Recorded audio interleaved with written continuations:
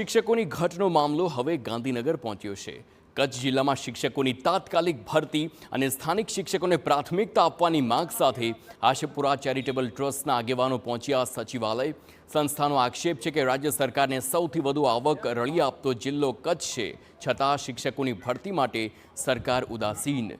સરકારને 15 ઓગસ્ટ સુધી અલ્ટિમેટમ આપવામાં આવ્યું છે અને ત્યાં સુધી નિરાકરણ ન આવે તો વિદ્યાર્થીઓ અને વાલીઓ ઉગ્ર આંદોલન કરશે। આશાપુરા ચેરિટેબલ ટ્રસ્ટ દ્વારા શિક્ષણ મંત્રીને આવેદનપત્ર આપીને માંગ કરી છે કે ટેટ અને ટાટ પાસ ઉમેદવારોને ભરતીમાં તાત્કાલિક તક અપાય, સ્થાનિક ઉમેદવારોને શિક્ષક તરીકે તક અપાય, જેથી કચ્છના વિદ્યાર્થીઓના ભવિષ્યને ઉજ્જવળ બનાવી શકાય।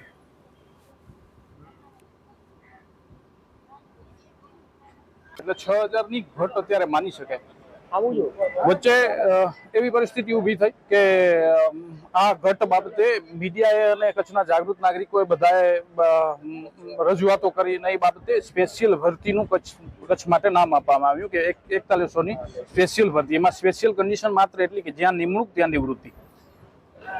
સામાન્ય ભરતી ગુજરાતની થઈ, એમાં કચ્છની 00 સંખ્યા દેખાડીને કચ્છને સાઈડમાં મૂકી દેવામાં આવી। હવે વાત